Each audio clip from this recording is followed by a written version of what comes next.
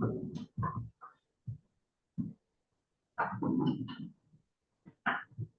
you have a meeting after this? What? Do you have a meeting after this still? No, it's just on the third Tuesday. Oh, okay. And then, yeah, All right.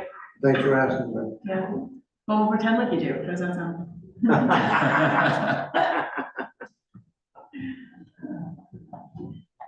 All right. Are we good? There, we are live and recording. You may begin whenever you wish. Great. Welcome, everyone. Just getting started to our regular council meeting. Before we get into the agenda, just remind you that the meeting is being recorded and live streamed on the Township's YouTube channel. And we do have participants joining us on Zoom as well as from the council chambers. So of course, council, please raise your hand if you want to speak on a matter, and I will call on you at the appropriate time. I'll just call the roll. Of course, we've got Deputy Mayor Nelson. Present. Councilor Watt. Councilor Ward. Present. Councilor Johnston. Present. Of course, myself, Heather Watson. And we have our clerk and acting CAO, Martina Taylor. Good afternoon. We have our student intern, Ava Ball. Hi. Got that right. Hello. Our interim treasurer, treasurer, planner, Chrissy Coulter. Hello, welcome, that was easy. So we do have a quorum of council in attendance, so I will call the meeting to order, starting with the land acknowledgement. We respectfully acknowledge that we are on the treaty and traditional territory of the Nishi-Sagaig-Anishinaabe. We offer our gratitude to the First Peoples for their care for and teachings about our earth and our relations, and may we honor those teachings. And we'll just pause for a moment of silence, please.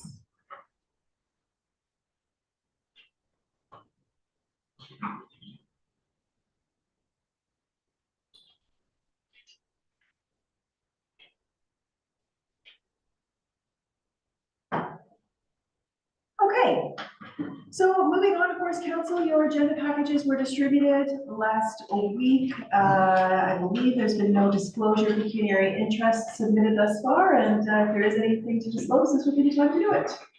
Seeing nothing, could I get a motion to adopt the agenda, please? Councilor Watt, seconded by Councilor Vermort. All in favor?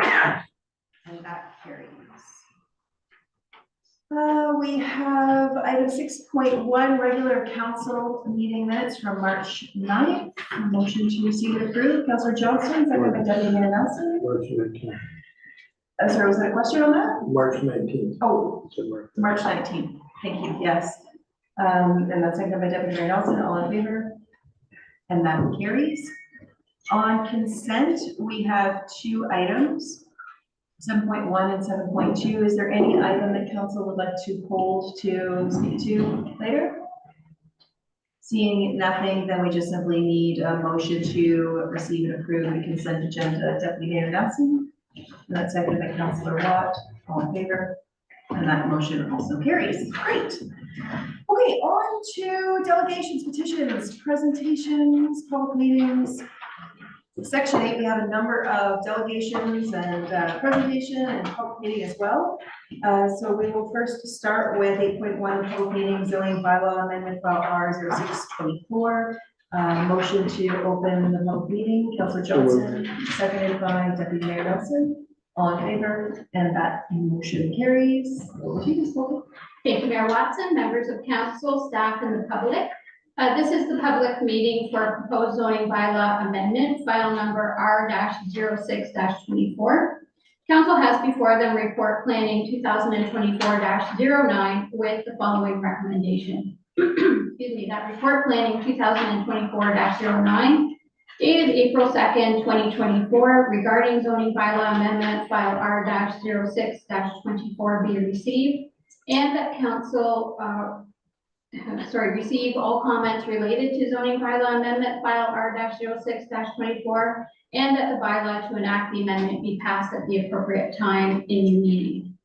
Owners Michelle and Megan Gerard have applied to amend the existing zoning on a portion of their property known municipally as 782 Canal Road.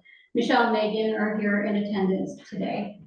Notice of the public meeting and complete application was given on March 12th, 2024 by ordinary mail and email as prescribed under the regulations of the Ontario Planning Act.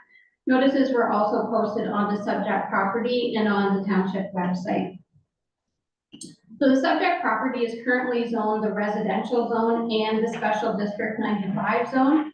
The property was previously two separate parcels, and those zones reflect the former lots. The owners wish to construct a 128 square meter addition with an additional combined 39 square meters of front on the existing primary dwelling. The owners are seeking relief to reduce the front from 9.4 meters to 9.2 meters to accommodate the proposed addition. The zoning bylaw also proposes to rezone the southern portion of the subject property from the residential zone to the special district 95 zone.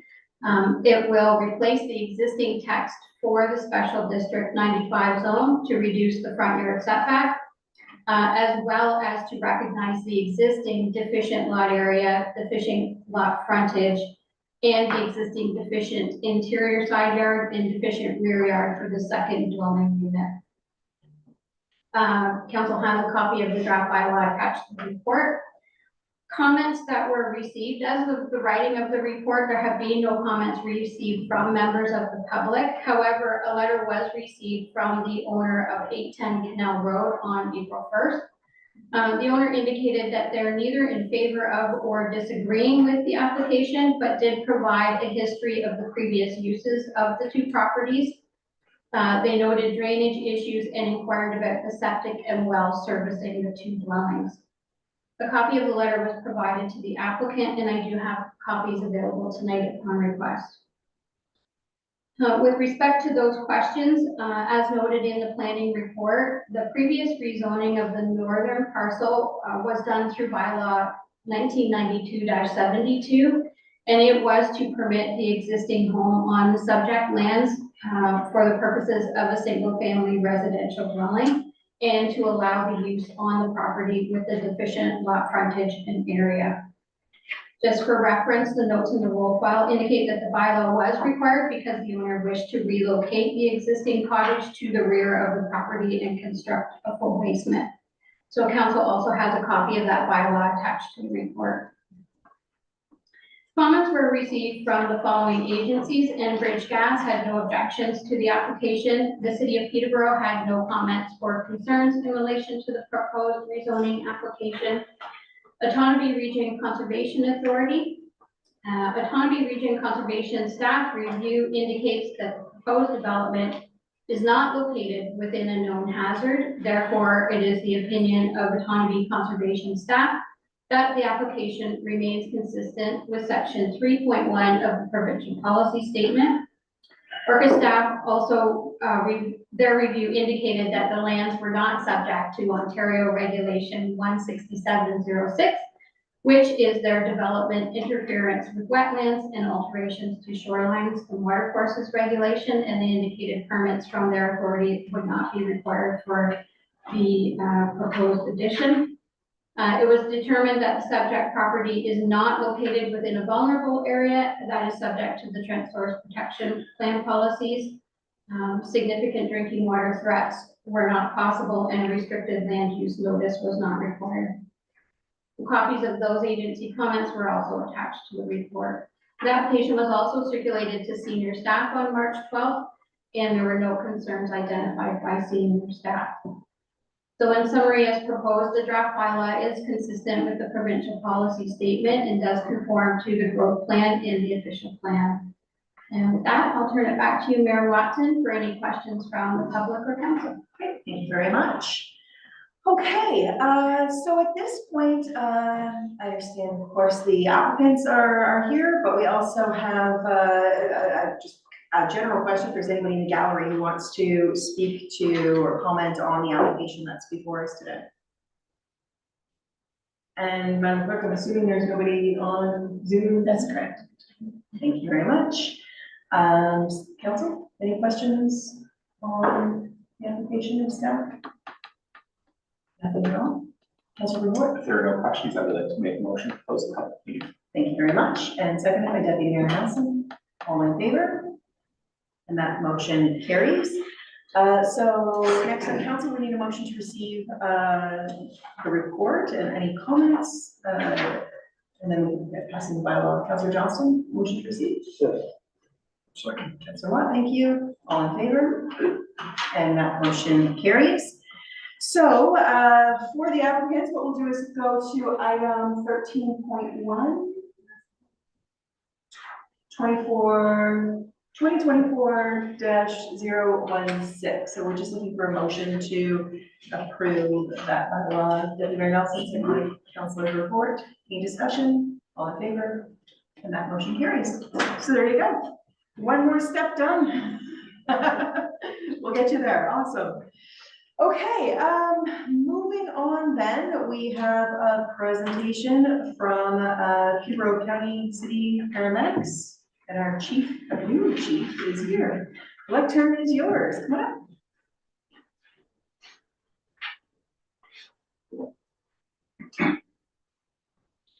Thank you for having me.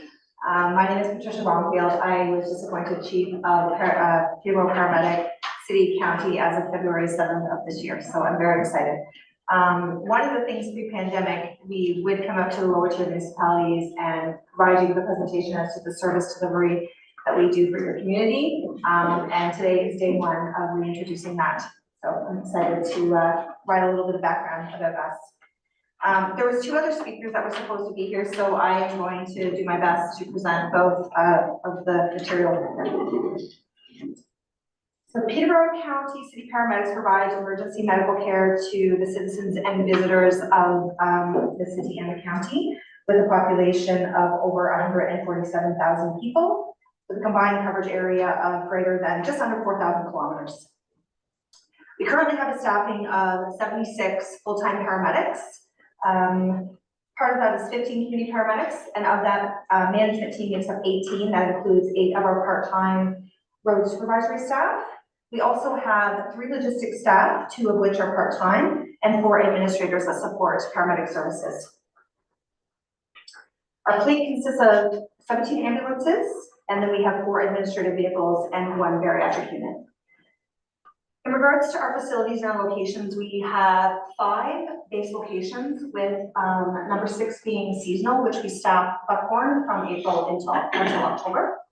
And currently in 2022, we were introducing a new facility in Cabin Monaghan, which is expected to be completed this fall, hopefully, so that we can improve our rural coverage in that area.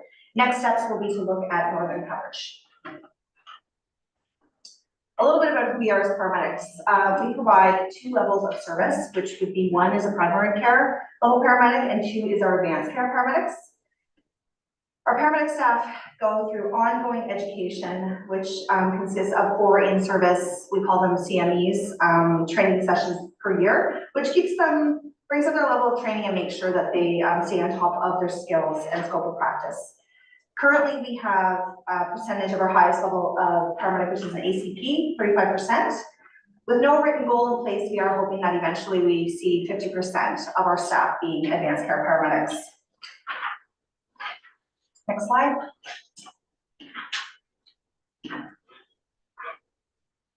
A little bit about our pillars at PCCP. It's a big organization and we definitely don't do it alone. So our administration, in addition to our administration staff, that's 1 pillar. Then we have operations. Our operations team basically does everything to do with our staffing, our fleet, deployment plans, everything that provides you with that level of service. Professional standards oversees our education, our scope of practice, and our quality assurance to make sure that our paramedics are delivering the service as per our standards that are set forth by the Ministry of Health. And then last, we have our newest pillar, which is our community programs and our emergency management portfolio. Next slide. A little bit about our funding model. We are funded 50% by the province, and the additional 50% is shared between the city and the county.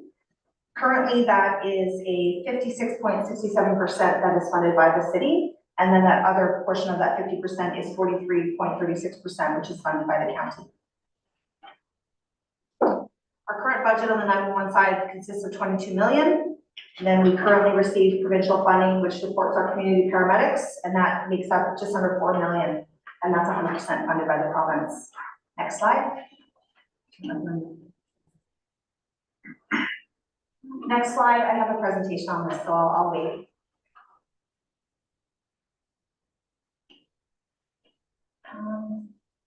Under the Ambulance Act, we are required to provide response time performance targets to the Ministry of Health each year.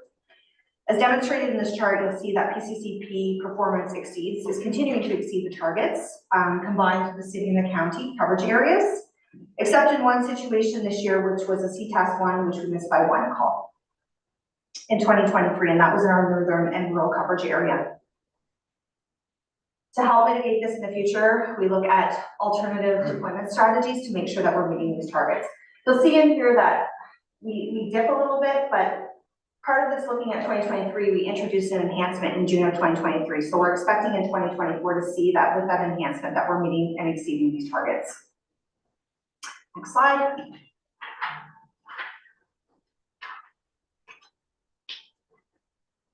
This is our average response times, looking at each municipality. And this is calculated in minutes and seconds for calls received in our coverage area. This basically is from the time the crew is notified through dispatch to the time that the crew arrives on the scene. We call it the T2 to the T4 time. You'll look at Douro-Dummer's, and the average response time was 13 minutes, 21 seconds, where the county average was 14 minutes and 35 seconds. This is a little bit better than the county average. Next slide. This is a summary of all pickups. This encompasses all vehicle movements. In 2023, there was an overall increase in calls of 2.26%. The average year-over-year increase for the reporting period is usually 3.87% over the past 5 years. In comparison, of the total calls in 2023, Douro-Dummer experienced 672 calls, or 1.61% of Hero County city coverage area of our overall call volume. Of the total Douro-Dummer calls, 23.96% were code 3, which is a lower priority, and 73.81% were more of the higher priority, or the code 4, we call them the urgent calls, and 2.23% were standby calls. Basically, we need resources to make sure that there's coverage, that the coverage is adequate for the area. Next slide. It's a little bit of an offload delay summary. So I will start by saying that offload delay is a global problem. We're seeing it across Canada. It's happening across the world. But what we're experiencing here, first category that you see on the chart shows an average at hospital time. And then the second category is an average offload time. The last two categories are the 90th percentile, which is what we basically, that's what we look at.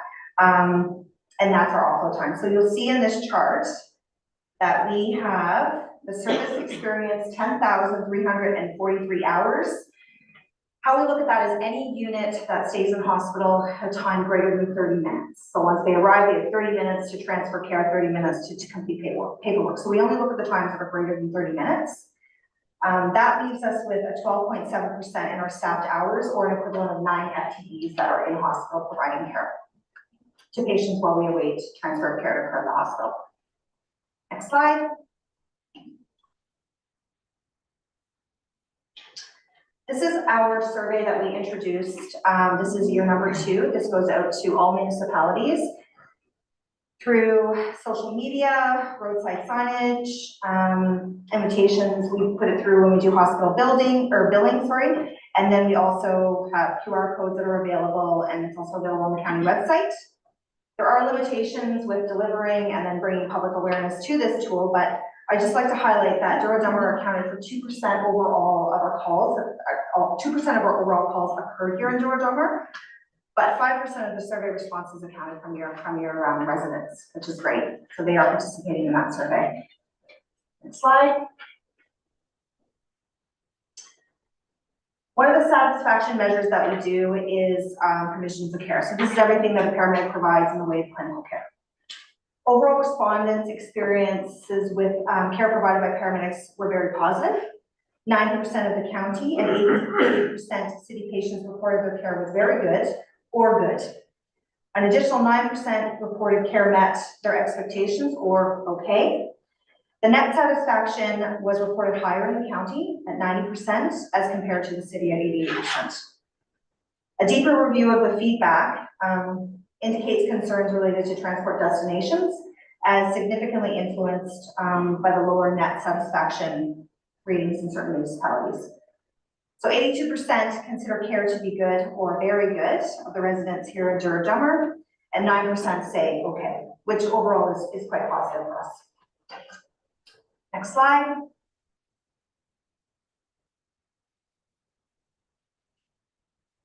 This is the trust and confidence in our delivery of service.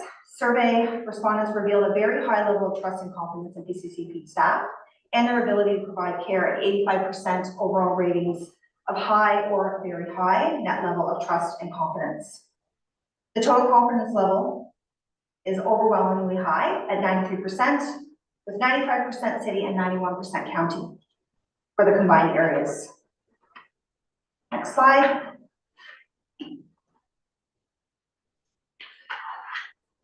We also measure the wait for ambulance.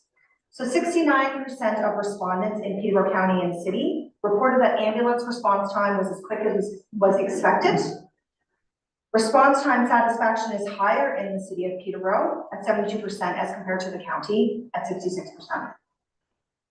Lower levels of response time satisfaction was reported by respondents in municipalities of Trent Lakes at 52%, Hadlock, Belmont, and Methuen at 54%. The highest levels of response time satisfaction being reported by respondents in municipalities of Otonabee South Monaghan at 82% and North Kawartha at 77%. Next slide. This is our overall satisfaction.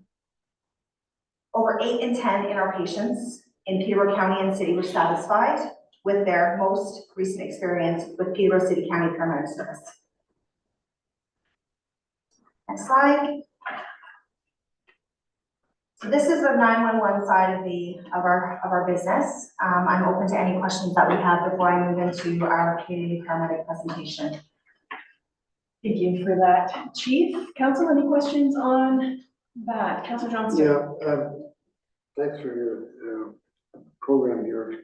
The thing, what I see is that where it says net poor, very poor. Yeah. What are some situations that make that way?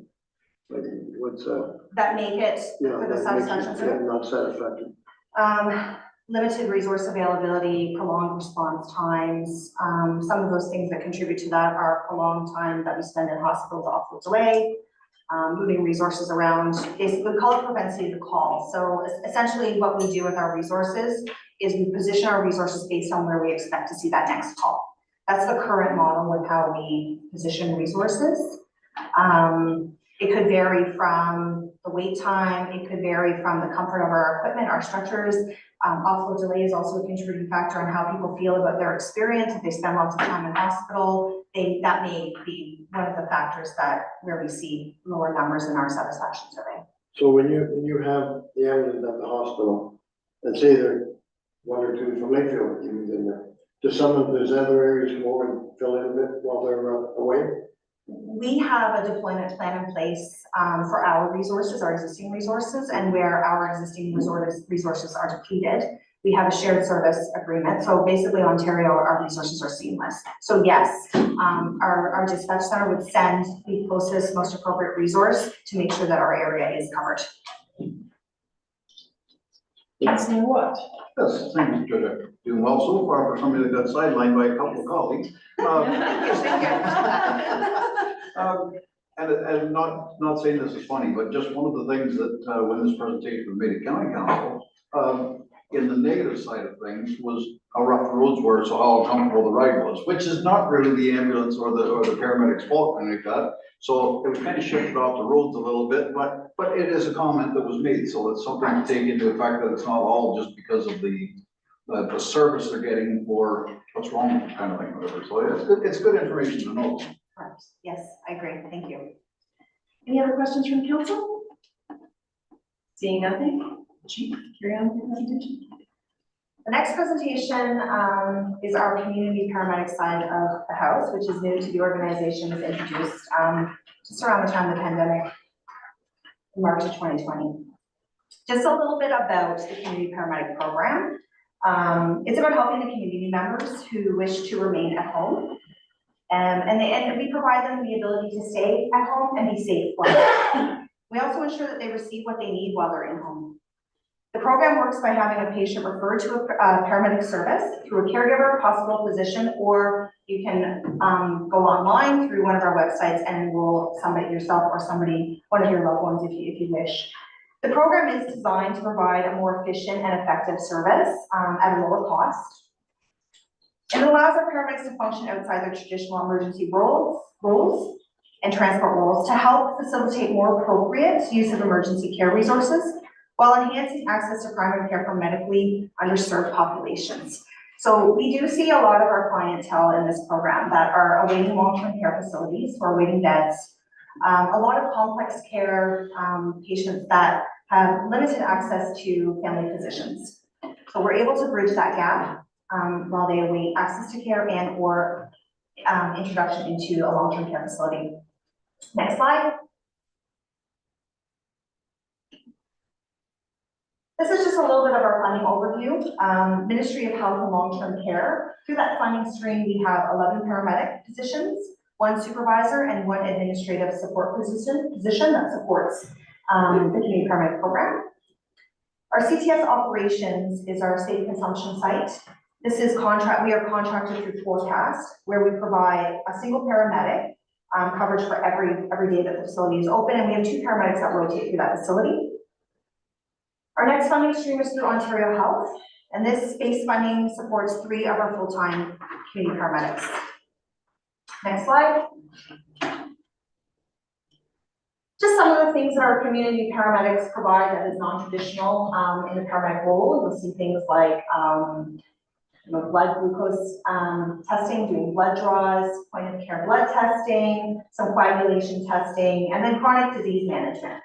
One of the things that's great about this program is we don't have to see a patient every day, and sometimes we don't have to see a patient every week, but what we can do with technology in place is we're able to monitor patients remotely. So we can see those trends and we can quickly intervene where we see something where there's maybe an increase in blood pressure, a decrease in pulse rate, and we can access that patient immediately and decide what is the next best course of treatment for that patient. This is not something we've ever done previously, so it's very exciting to see this change in scope of practice for paramedic. Other programs that we support are vaccination, bringing in-home vaccinations, and we also help support vaccination clinics. Next slide. Some of the benefits that I had mentioned is basically, most importantly, we keep people safe and at home longer, and we make sure that they have the appropriate supports in place so that they are safe in their homes. In addition to that, they have access to health services 24/7 via our services. Another thing to mention is access to services within their home. They don't have to leave their home. We will provide and support them where we can so they can stay at home and do our best to keep them out of hospital. Ongoing monitoring, which I had mentioned with our remote patient monitoring. And then in addition to that, we provide our clients with additional education to help support chronic diseases and other ailments. Next slide. This is at the end as well, so I'll just get you to jump ahead again. PCCP has a community outreach program. Previously, this was funded through a program which had grant funding through SUAP, and we had previously called it MSOT. I'm not sure what MSOT has stood for because we have since changed it. This program, which we now call Community Outreach Program, or CPOP, is 100% funded through our community paramedics. And it's there to support and add support through our marginalized community groups. Basically, this program it's unique to PCCP. Not every community has this. So this funding model, this grant model was introduced based on municipalities that needed that support. Next slide.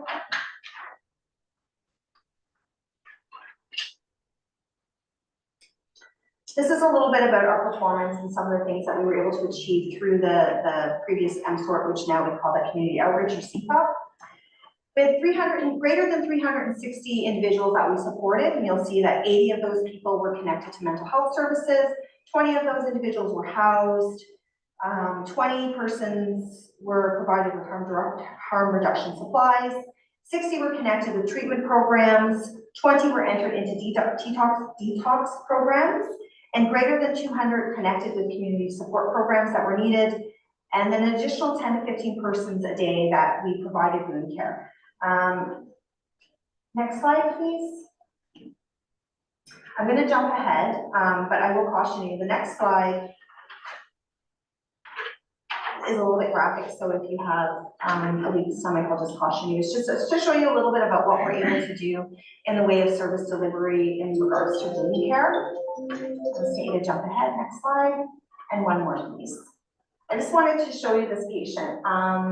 This patient, if you can see in picture number 1, this is what his life looked like when we originally were introduced to him. Did not want to access to care, did not want to see a physician, did not want to go to the hospital. But without care, this patient would eventually end up septic and probably end up losing both legs. So through one of our community paramedics that provides care, she started treatment, which we'll see in picture 2. That's after a couple of weeks of treatment. And then you'll see as the care continued in picture 3, this is where we're at now. So that's one situation where we were able to mitigate transfer to hospital and or see a decrease in this patient's wellness. Next slide. So what's next? We can't solve everything despite trying. So it's clear that we can't solve the problem, but we are contributing to harm reduction. We play to our strengths. So we provide the community the needs and based on what they need. And we're very proud of what we have been able to achieve through providing this harm reduction to the community. In addition, we coordinate, we share, and we learn from each other, and then we're growing together. So we don't know what we don't know, but we're starting to see how we are able to contribute to the community in varying ways. And this is just one example of that. Next slide. Through the CP funding, there's been a substantial amount of support that even to help enhance our 911 side, and just to name a few of those things. We've had opportunities for educational support, so we've seen part of that funding where we're able to enhance our level of education and increase our advanced care paramedic complement. We've introduced training aids to our 911 paramedics. In addition, we have introduced a simulation lab, which kind of brings that real world to the paramedic through their training, so to keep up with their skills or their scope. Next slide. And lastly, just a couple of opportunities that we're looking for, future opportunities that we see. So we're looking at programs where hospitals can introduce an early discharge model where community paramedics could be there to support care with that early discharge. Also looking at code 3 diversion strategies. Our code 3s are our lower priority calls, and oftentimes those are the ones where we see prolonged or delays to that response because other priority calls take precedence. Physician engagement. Through this program, we have made or developed many partnerships where they've become very reliant on paramedics to provide or to bridge that gap.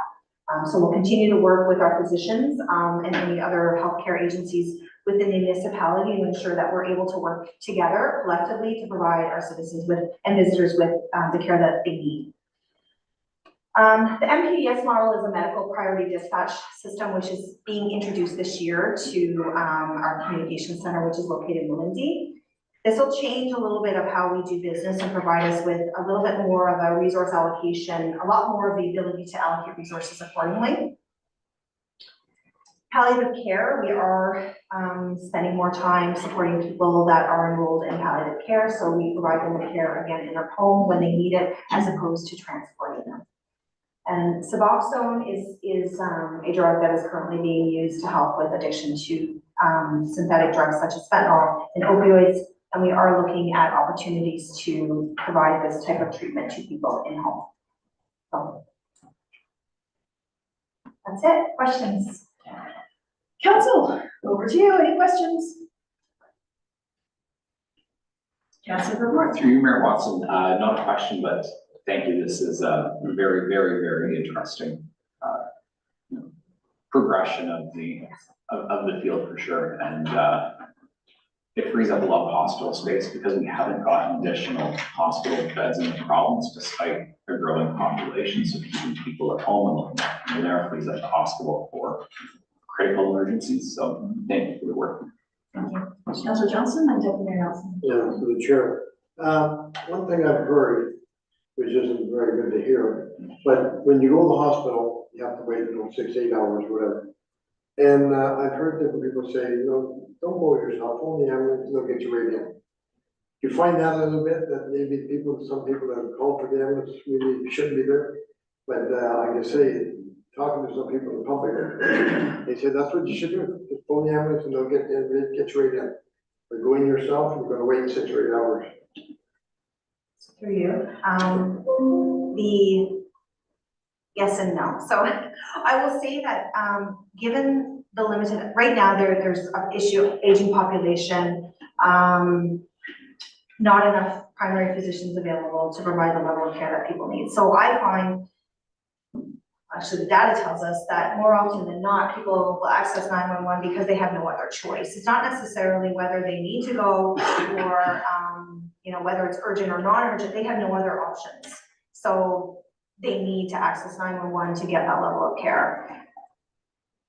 You had mentioned arriving by ambulance though, so awful delay. Whether you arrive by ambulance, taxi, conveyance, doesn't matter. There's a triage system in place. So you're triaged and you're placed on offload or in a waiting room, depending on that level of urgency.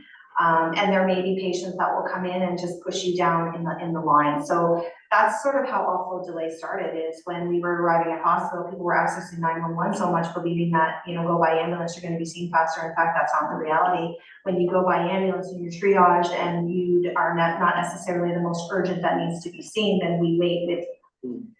So it hurts you people when you have to wait on them. It hurts us, but it also hurts the patient. But again, I come back to, when you're not sure and you need access to care, we are the resource that people tend to access. So I just wanted to highlight, when I talked about that code 3 diversion, that's an opportunity that we see. People don't have access. Do they need to go? Do they need to go now, or can they wait? So that's just sort of a general idea of what that program will look like. Any other questions? Everyone else? Yes. Not really a question, through the mayor. Thanks a lot, Patricia, for coming in and doing your presentation without your colleagues. And anyways, you've done a great job, and thanks a lot for coming in and presenting here tonight. Thank you. Councilor Watt? Thank you, through you, Madam Mayor. I echo the comments. Thank you very much. You did a very good presentation for us. We much appreciate it. Going forward, and some of the programs you have on the go, stuff like that, there's always a cost involved, always a cost. And I don't know whether, it's something that they're just picking up with an extra fund that's maybe set aside over the years, like we do, we put into reserves, stuff like that. But if there's any time that the paramedics or your complete group is trying to lobby upper governments and stuff like that, and don't be afraid to ask the 8 townships and the city for letters of recommendation. I'm sure we'd be standing behind you all the way. Thank you. I appreciate that. Chief Bronco, thank you for your presentation. Welcome to Douro-Dummer. So glad you came and gave us the much overdue update, unfortunately, due to the circumstances. And congratulations on your role, and we look forward to having a continuing and ongoing relationship with you and the fantastic service with PCCP. Thank you, and thank you for having me. Thank you. So council, just a motion to receive the presentation, please. Everybody's coming here. Councilor Johnston, seconded by Councilor Verhoor. I'm gonna guess it's unanimous. All in favor? That motion carries. Thank you very much. Okay, just a little bit of a reason. I guess we're on to item number 8.3. We have Mr. Patrick Leahy, who I believe is joining us on Zoom. That's correct.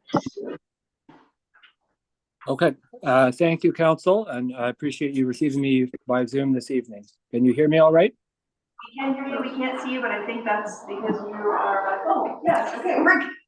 Okay, I'm sorry about that. Okay, so 2025 marks the 200th anniversary of the settlement of 60 Irish families in Douro Township as part of the larger Peter Robinson emigration, the largest assisted emigration in British history.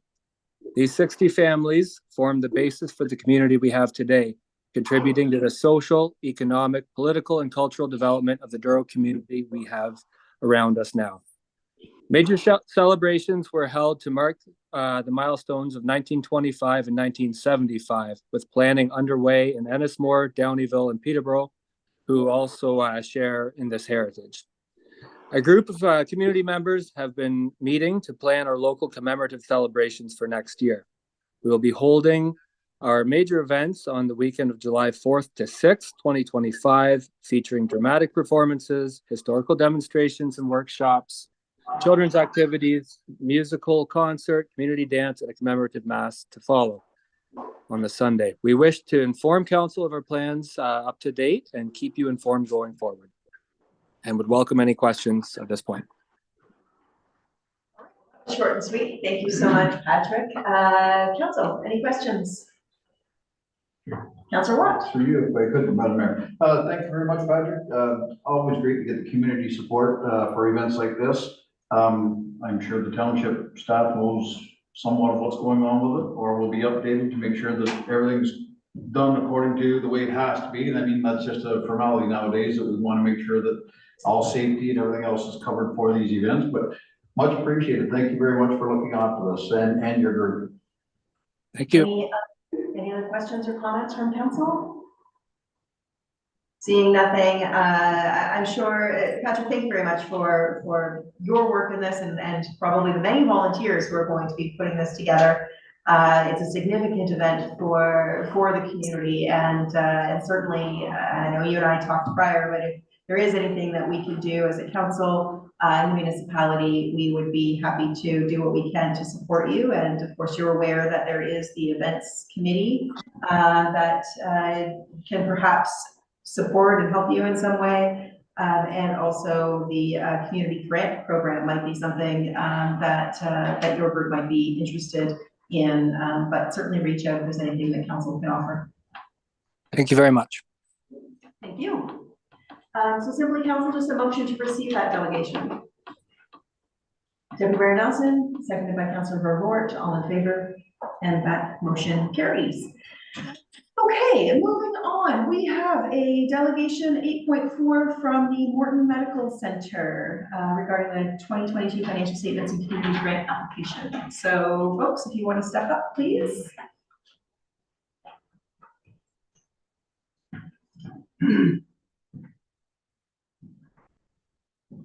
I just have a few speaker notes. I'd like to introduce myself. I'm Dave Bignell. I'm the Vice Chair of the Morton Medical Center. We have Sue at the back. She's the current chair, and John Runza, who's our Chair of Property. So I guess I'll start with who are we? Morton Medical Center is a community-owned and funded not-for-profit organization. It was registered as a charity April the 8th, 2011. The purpose of the center is to operate a community health service center, which provides essential health and support services for the general public, located in Douro-Dummer, Township of Selwyn, and the surrounding areas. MCC supports and enhances healthcare services in our community by providing operating and a healthcare space. We meet the needs of the healthcare professionals for an efficient and effective operating space, and meet the needs of the community for local access. Our 10,000 square foot facility is home to 7 primary care doctors, a PFIT health clinic, which includes a nurse practitioner, non-roster patients, a blood testing lab, and physiotherapy. Medical services to our facility has served 10,000 citizens this year, attracted 25,000 patient visits, roughly 2.5 visits per patient on average per year. Use of the grant funding, replacement of capital. Our facility has recently undertaken a property condition assessment and financial analysis to determine the reserve funding required to repair and replace MCC's aging capital assets over the next 30 years. To ensure sustainability, we are funding on average $80,000 annually in capital reserves. Financial accountability. MCC strives to break even operations while ensuring sustainability. To that end, we have capital and non-recurring expenses of 91,000 in 2022, 27,000 in 2023, and again, this is in addition to the 80,000 in the capital reserve. Amount of the grant request. Basically, we're asking for the maximum allowable under the property rebate and registered charity organization. Our request is to continue the tax rebate program between MCC and the Douro-Dummer Township. Typically, the rebate amounts to about 40% of the municipal share, or approximately $300 to $500 per annum. How do we measure success? The rebate will support the growth of the capital reserve to fund non-recurring maintenance, capital spending, and this will maintain the assets for the life of the building. Conclusion. We believe that MCC provides absolutely critical infrastructure to the residents of Douro-Dummer and Peterborough County's future well-being and success. And I'd just like to personally thank you for your time and consideration, and looking forward to our growing partnership. I'll take any questions. Thank you for that. Okay, just to be clear, council, so we're looking at the agenda. We do have a report coming up on a couple of items for the community grant requests, and that report is bundling in this request with a couple of other requests. So at this point, I'll just ask that you focus your questions to the delegate regarding that specific presentation. Deputy Mayor Nelson. Thank you, Mayor Watson. Thanks for your presentation. Just a question. Did you say 7 doctors are looking after 10,000 patients? Is that correct? It's about 1,500 rostered patients per doctor. Per doctor? Yeah. Okay, and is there a cap on how many patients a doctor can actually take on, or? No, the doctors run their practice as a business. Right. They can take on as few as 500 or as many as 2,000. Unfortunately for the clinic here, we've just had one doctor announce her departure. She'll be leaving at the end of June. And the second doctor has reduced her roster by about 500 patients. So we've actually lost capacity from the doctors. So is that doctor looking after roughly 1,500 patients? Is that about right? Yeah. And the other doctor is lowering their roster by 500? 500 to 550. So they're still, that doctor still has, like, how many patients would you have? She had a very large roster. I don't know the exact amount, but probably between 1,700 and 2,000. She had an exceptionally large practice. So she's trying to pull her practice back and probably reposition it a bit at the same time. Was it kind of from retirement that the one pulled away, or? I have no knowledge of why she pulled away. Okay, so we're now short on staff and doctors for, we're probably short another 2,000 patients. sad news. It's terrible. Yes, most definitely. And our facility is basically just a means to attract the doctors. We don't get involved in the recruitment. We share what we know within the community. We're obviously looking at our small region that we have right here. Right. Although there are no boundaries. A lot of people from this region probably live here. Yeah. So the board does not actually look for recruitment, am I hearing that right? Sure. We don't actively recruit, but we do share with, there's a woman who's dedicated to recruiting for the community. Yes. And so we would meet with her once or twice a year. And she would attend, the sessions at the universities and try and attract other doctors in. It's quite difficult because if you get aggressive and you're pulling a medical doctor out of another location, it really doesn't help in a macro because we still have this huge deficiency, we haven't planned for it, and then on top of that, we've done a bad job of executing. Bad job of executing that plan, which is even worse. Right.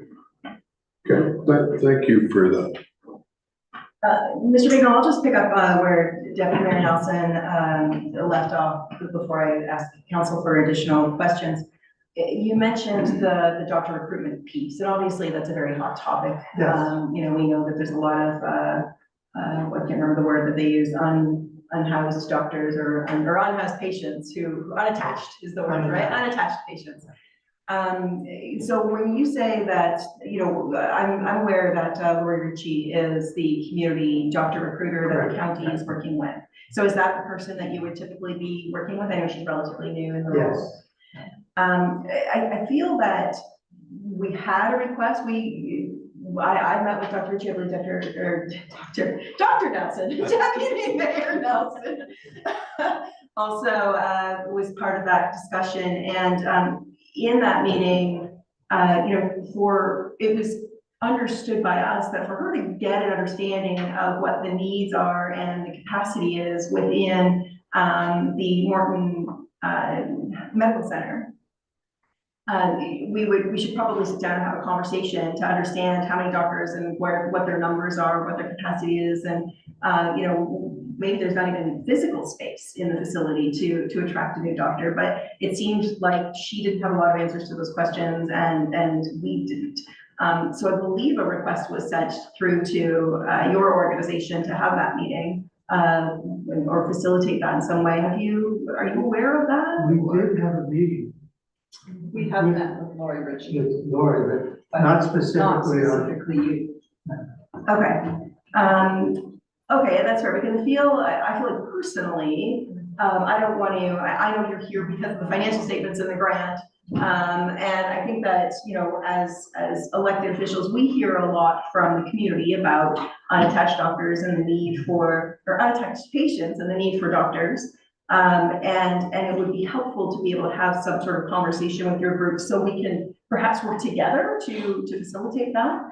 And use the resources that we have, such as Ms. Ritchie or other county initiatives that are going on. So if anything, I'd like to request that we try and move forward with something in the very near future on that.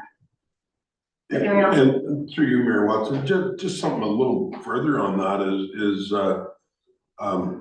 and excuse me for not knowing a lot about how doctors run and clinics, but from what I'm understanding is that there's some doctors out there that might want to come, not look after their own business, but maybe have a business model that they're almost like just a paid doctor. So I would definitely echo Heather's comments that it'd be nice to sit down and work together and see what we could come up with. It's sad news when I hear doctors leaving, no matter where that is. And we need to, if we need to change our approach or take a look at maybe coming up with a different model, maybe for some doctors, I'd be willing to really sit down and talk to you people and see what we could come up with. Well, there is some evidence that's already happening. Norwood's become extremely aggressive in supporting the recruitment of a doctor. Yeah. Whether other communities want to follow in their footsteps, or the collaboration is a no-brainer for me. Yeah, but not that I want to get involved in doctor's business. I'm not meaning that at all. I just think anything we can help to facilitate and help get our people doctors is something we need to look at, and that's what I'm interested in. So I mean, I can think of one top of mind is often if they come in as a couple, they're looking for employment for the second individual. And like, do we have a catalog of what jobs might be available, or an understanding, because that could be a deal breaker.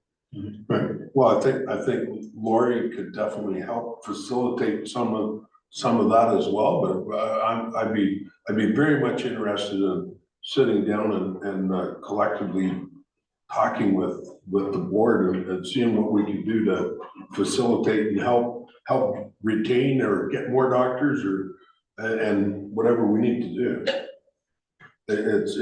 We don't want people with an aging population that we all know that we're having. We don't want to be going out with the doctors if we can at all help it.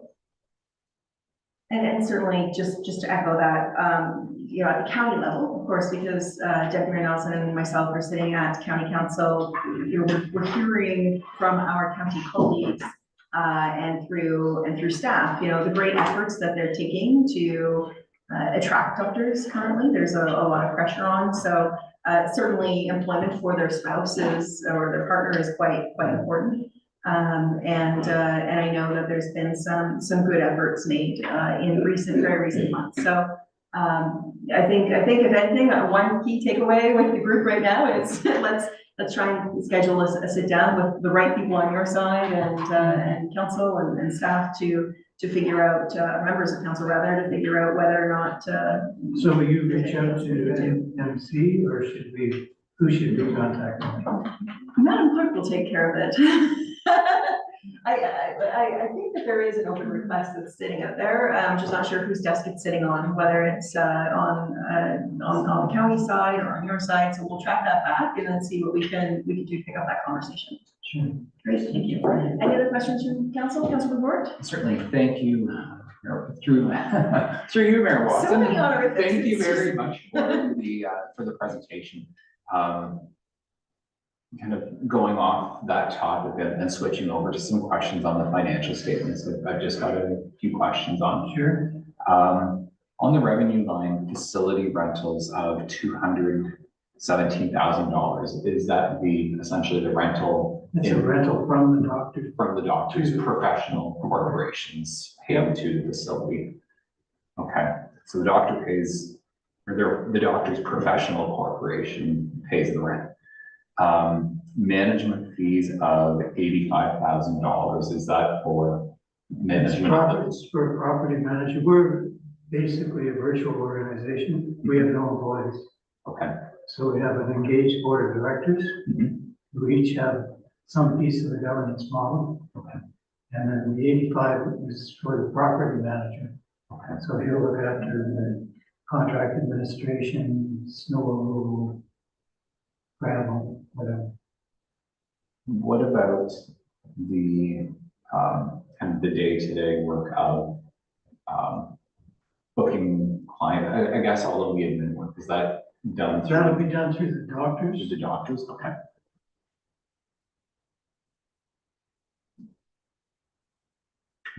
You're good? Okay, thank you. Any other questions from council, Mr. Bingham? Seeing nothing? Thank you for your time.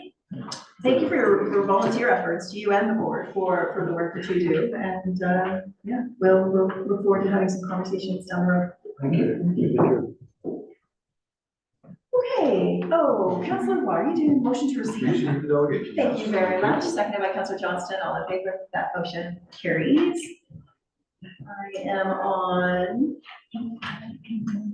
public comment number 9. Thank you. So we have no registered delegates, and just to clarify, I know I personally was concerned, but members, even though Monday is a holiday, people can still have registered on Monday electronically prior to today's meeting. So we just have no registered comments. So on to item number 10, staff reports. So we have our report on capital project status. Any questions from council on this? Otherwise, just a motion to receive.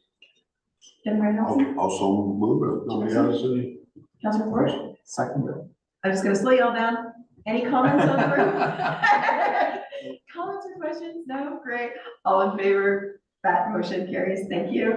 On to item 10.2, community grant requests, and over to interim acting treasurer. Interim, you're interim, sorry. To you, Madam Mayor. That's it, though. So the report outlines 3 requests that have been received to date for this year.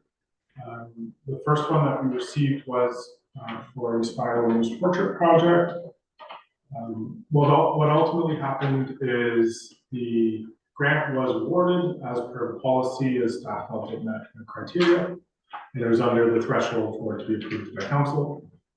In follow-up with the organizers, for unforeseen circumstances, the event was unable to proceed.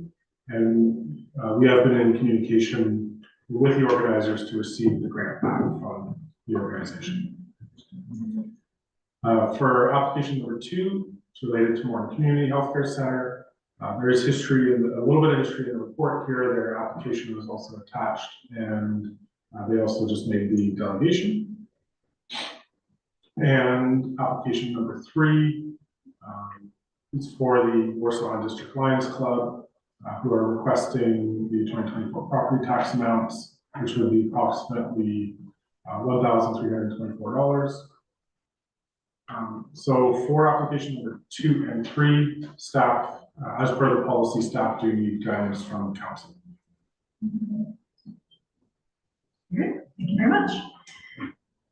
Council, questions? Council report. Humor, Watson, I don't have a question per se. I have some commentary, I guess, on the 3 applications. I would like to make a motion to proceed with the funding as requested in application number 1 and number 3, with the rationale behind those being those are all 3 of these are community organizations, but application number 3, that organization has the ability to pass, application number 2, that organization has the ability to pass those costs on to their tenants in the facility through charging a higher rent or whether it's additional parking fees. So I would like to make a motion to fund application number 1 and application number 3.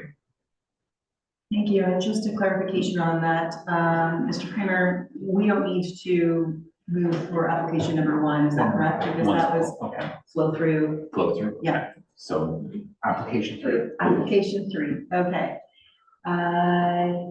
Anyone want to second that? Councillor Johnston? Any discussion?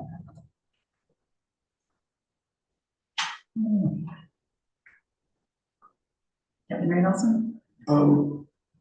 I support the motion, but I also, how do I say it? I want some more information and some more,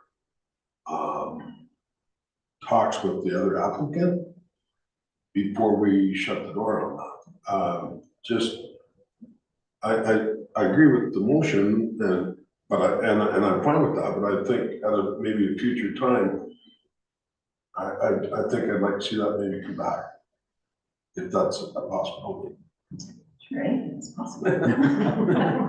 Just for unknown reasons at this point right now, with other looming stuff that could possibly happen. Yeah, I think Deputy Mayor, if the mover and shaker would entertain a friendly amendment to the motion that would allow for that, because I think otherwise, if it is completely declined, then procedurally, there would probably be a little bit more involved to have that come back. Right. Councilor Ward. Humor, Watson, yes, I will make an amendment to my motion that we park application number 2 at this point and revisit after discussions. Councilor Johnson, are you comfortable with that? That's Okay. All right, so on the revised motion, any discussion? Councilor Ward. Thank you, through member. Is when we're doing something like this, is this, and this is just my curiosity, is this an open thing for all the time, or is there some of this we should be doing enclosed just because it's financial and it's, yeah, I'm just curious on that. Mr. Kramer? Madam Clerk, who wants to take it? From the, through you, Madam Mayor, from the open in transparency regulations on council meetings and through them. These applicants have submitted their information knowing that it becomes public once they submit it. And there is a statement they sign with that knowledge, so we are able to have these discussions in a public setting. That's good. I would prefer it that way, but I just want to make sure that we're, you know, we're not overstepping what we should. So thank you very much. No other questions then, Councilor Watt? Okay. Any other discussion on the motion? We'll call vote, all in favor? And that carries, thank you very much. Okay, on to item 10.3, Line Fences Act Program Overhaul. And we have our student, Ava, whose last name I don't have in front of me, sorry, Alden. Thank you, Madam Mayor. The clerk's office, 2024 08 report dated April 2nd, regarding the Line Fences Act program overhaul recommends that council passes draft line fences bylaw and approves the policy and procedure, and the council appoints township staff as fenciers until community viewers can be recruited. I would now like to provide a little background on this report. Through a filing of a request for fence viewing, it was brought to the attention of the clerk's office that the Township of Douro-Dummer did not have the necessary resources in place to appropriately handle the request. Township records indicated the last time a line fence viewing was requested was 2012. Because of the lack of fence viewing requests, the application of this law has become somewhat dormant within the township. This means that bylaws, policy and procedures, and fees surrounding the issue need updating, and that the 3 necessary line fence viewers who are necessary to provide the service are not currently staffed in the township. All recommendations are based on thorough research and environmental scan of neighboring Peterborough County municipalities who have recently overhauled their line fences programs. The clerk's office has designed Line Fences Act bylaw, policy, procedure, and public education material as there were none in place. The main changes featured in this bylaw and the policy and the procedure are to limit the line fence request to properties zoned rural and environmental conservation. The administrative fees and line fence viewer remuneration fees are raised, and that line fence will not take place between November 1st and March 31st. If there are any questions, I'd be happy to answer them. Thank you very much. Council? Any questions, Ms. Baldy? Councilor Watt? Thank you, Madam Mayor. So EC or rural? Now, It's the same thing. I'm not, I know what EC is because we have a lot of that through work with environmental conservation and swampland and water and you know, high water marks and all that stuff. But the rural, what designates the rural? Is that, like, because there's all kinds of different designations. There's agriculture, there's rural, there's, yeah, so different things. So what exactly would that, and I'm sure Madam Clerk is going to ask him that, but. Who wants to handle that? Right, I would pass it to Christine. Thank you, sorry, through you, Mayor Watson. If you could just recap the purpose of what if you could just recap for me what counts as, sorry, I haven't read Ava's report, so I'm a little trying to catch up, that's all. But Ava, if you could just recap for me what the purpose of the designation. Through you, Madam Mayor, because line fences are meant to be used as a last resort for residents who are part of the agricultural community. The line fences are usually regarding the keeping of livestock and crops. And because of that, limiting to rural and environmental conservation, it makes sure that line fences aren't used for like frivolous neighborly disputes. Thank you. Okay, through you, Madam Mayor. So I think The point behind that is that in our zoning bylaw, there's only 2 designations where keeping of livestock are permitted, or 2 zones where keeping of livestock are permitted, and that's the rural zone and the environmental conservation zone. Councilor Watt? No, that's fine, because I think that covers because the one that I was thinking about is to do with agricultural and crops and livestock, so as long as that's covered, I'm happy. Deputy Mayor Nelson. Thank you, Mayor Watson. So further from that, a person has taken a lot off a farm. It now is no longer is part of, or no family or anything belongs to that farm. Does the fence, that would be a bound fence, is that covered under the policy for the person that owns the property to be responsible for half of the value of that fence? Through you, Madam Mayor, to Deputy Mayor Nelson. Under the policy, we defined that you have to be designated RU or EC on at least one side of the fence. So the other side can be any designation. It doesn't affect it at all. For the half of the fence, that depends on the award given by the line fence viewer. So it doesn't necessarily mean, we don't have a cost sharing bylaw similar to what they would have had in Trent Lakes. But yeah, so they would be like equally responsible depending on what the line fence viewer decides.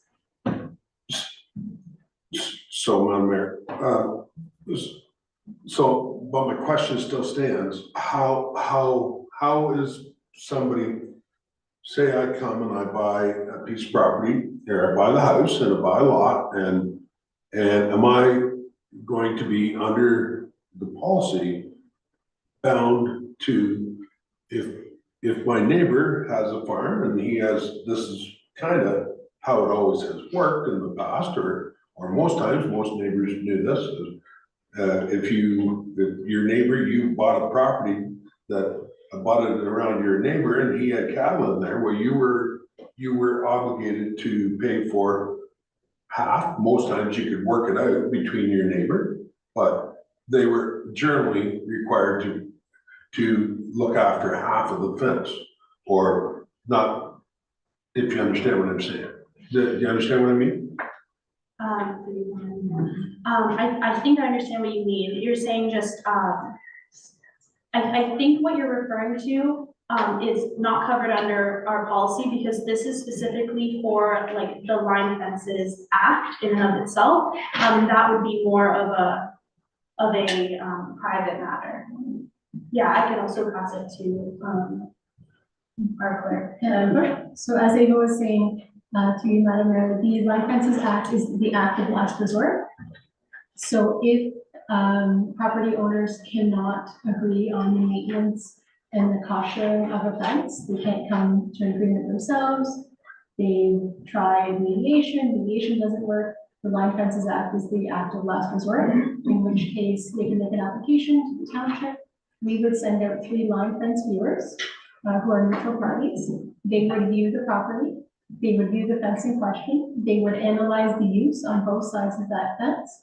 They would determine what type of fence is required to act as a barrier, as a line fence in that case, and then they would award the cost appropriately based on that fence. So I haven't read the Line Fences Act in a while. I presume that has not been changed since probably a long time. I don't know. That's my question, I guess. Through you, Madam Mayor, the Line Fences Act doesn't speak to, it must be a 50-50 share. It speaks to the cost of the fence shall be awarded as per the fence viewers. They issue an award. Right. And then the cost has to be paid as per that award. If one party chooses not to pay, we can either take it to small claims court or we can put it on their tax bill. I guess the issue I look at, and not meaning anything by this, but I'll just say a person buys a piece of property they think that 3 rails along the fence is gonna keep cattle in, and the farmer says, no, it's not, and then a resulting issue results. And if, I just look as if this policy can actually spell some of them out so that it doesn't have to go to that they can read that and say, okay, we don't need to, it's less cost for all the parties. I guess that's what the question I'm putting forward.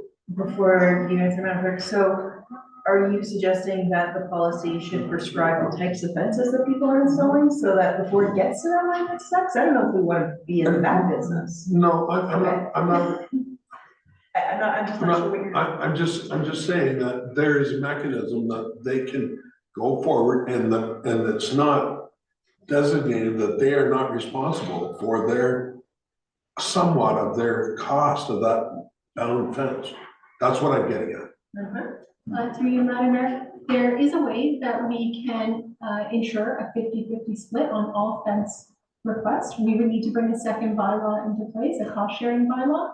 But if that bylaw was put in place, that would leave the fence viewer no, I say the fence viewer, but it's a group of 3 fence viewers. Yeah. It would leave the fence viewer no wiggle room or context to make their decision. So they would have to make the same award in every case, every time. And they would not be able to do something different based on the context of the fence that they're viewing.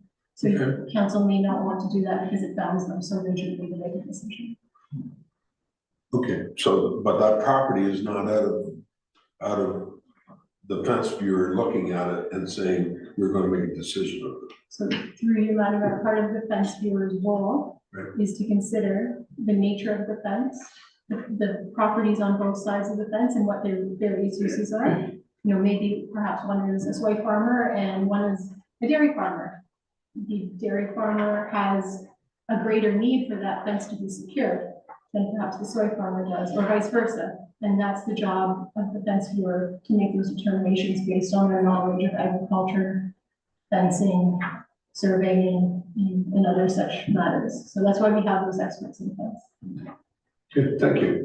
Okay, lots of hands Sorry. on like fencing. Okay, so I have lined up Councilor Ward, Councilor Watt, but Ms. Coulter, I feel from a planning perspective, might be able to add a little bit of color to this, and you had your hand up, so after you, Madam. Thank you, Mayor Watson. I'm not sure if I'm going to complicate it or simplify it, but in terms of what Deputy Mayor Nelson is asking, when a lot is created by severance from a farm parcel, it may still be in the rural zone, but that zone sets a minimum lot area for keeping of livestock and agricultural uses, which is not, I believe it's 20 hectares. So the residential lot would not be able to support, it wouldn't conform to the zoning bylaw if somebody wanted to keep livestock or undertake agriculture on that parcel. So that the use wouldn't be agriculture, even though the zone was rural. If that makes sense? I understand. Okay. Thank you. Okay, Councilor Ward. I would like to make a motion that we accept the recommendation as presented here. I hate to diminish this because it is comprehensive and it is good and it does look after something that we need to have here, but we haven't had a complaint since 2012. We haven't had to go down this path, so hence my motion to accept the recommendation. Okay, Councilor Watt, are you seconding that motion? I'll second it, but I also have a comment, or a couple questions actually. Go ahead. Are people going to look after this? So is there training involved, or is that something they pretty well got a handle on? So that's my first question. Ms. Walton? Through you, Madam Mayor. All training that we've had done in the past was through ONAFRA. As of right now, ONAFRA isn't offering any training, but we do have a handbook for fence viewers. Along with that handbook, we have a line fence viewer code of conduct that we've attached to the bylaw that would ensure or ask line fence viewers to be cognizant of their biases whenever going into viewing. And I think that's No, that's good. And my second comment, and I think Christina kind of touched on it there a bit, maybe, so, and maybe Deputy Mayor Nelson, I'm not sure. So if you have a farm and they sever off a 2-acre lot to sell, is it up to that farmer to fence that, or is it up to the person buying it to fence it? That's kind of where I was not quite sure on that question, or is there a person that is responsible for that?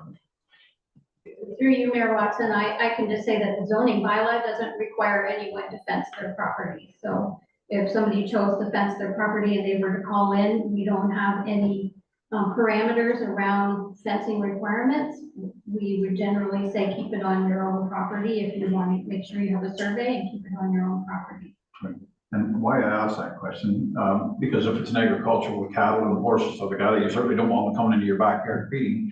And we have run into that in the township with some of our abandoned graveyards, having a fence put around them, who's responsible for what, who isn't. So that was kind of my reason for that question, but thank you, that's fine, I'm good. Okay, And I've seconded it. we have a motion on the floor. Councillor Johnston, did I see your hand up? Well, yeah, I was thinking about I saw this, your hand up. like for years, the council was the viewers. Yeah, they automatically, every year, every term of council, they'd be sworn in, they were there for the term. And bottom line was, at the time, was that,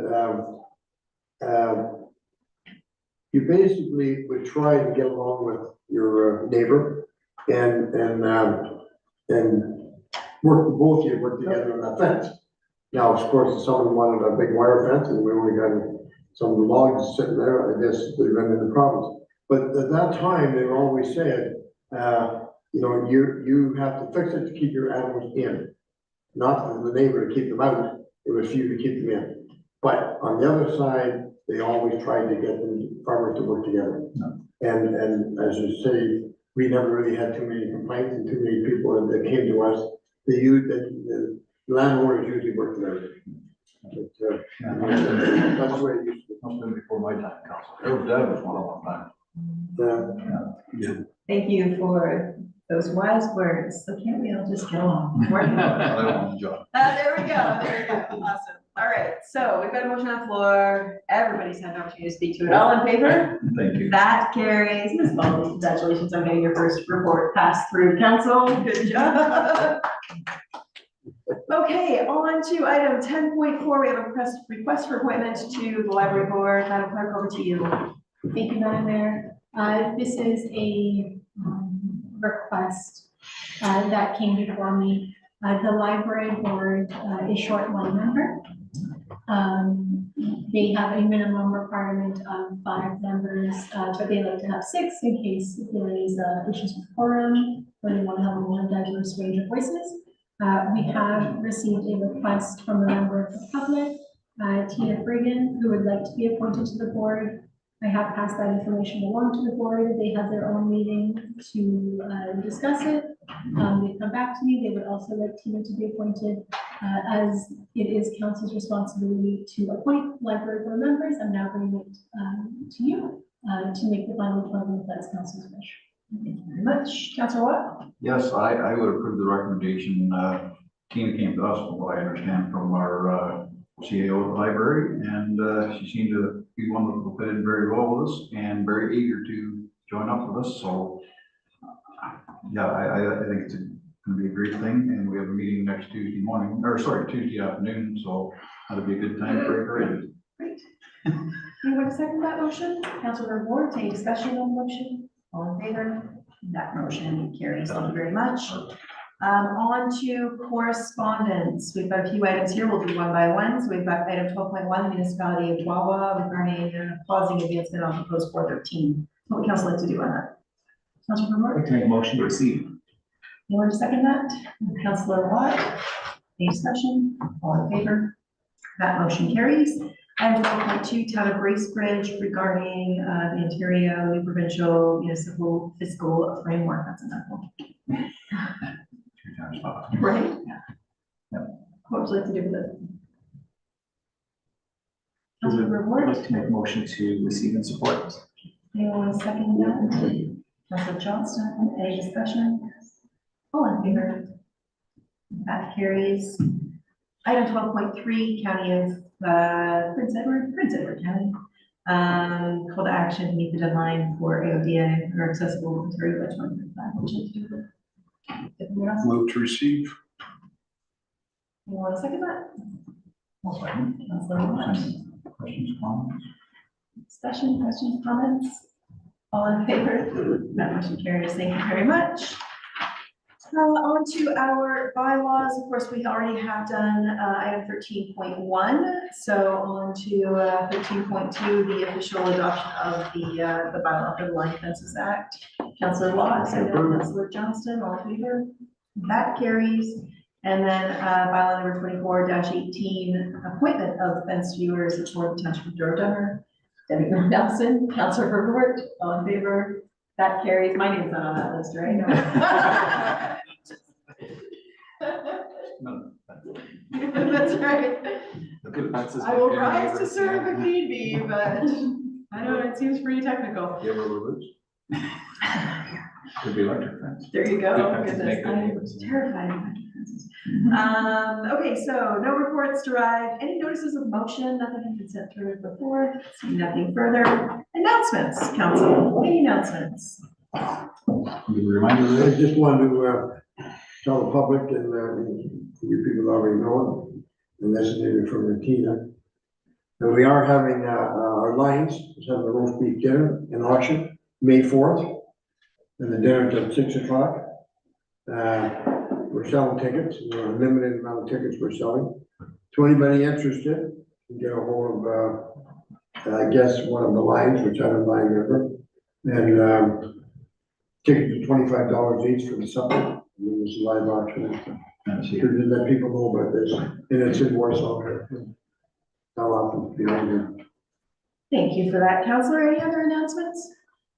I would just like to add, unfortunately, we don't have anybody here from our recreation department, but Saturday, I guess it was, recreation department sponsored and organized the Easter egg hunt at the Douro Park.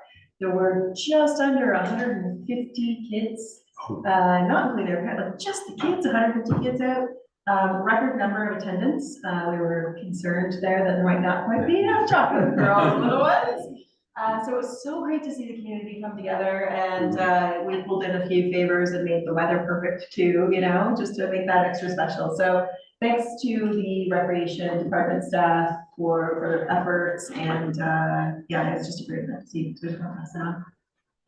Moving on to the agenda, we have no closed session, just the confirming bylaw. Councilor Johnston, seconded by Councilor Verwoerd. All in favor, that motion carries. Our next meetings, for some reason I had available in my head for the 12th, but it's April 9th. And our next council meeting is April 16th. And lastly, at 4 o'clock for the council meeting on the 16th. That's right, we have a special council meeting starting at 4 o'clock on the 16th, and then a regular council meeting at 5 o'clock. And then April 9th, community starts at 10, correct? Correct, thank you.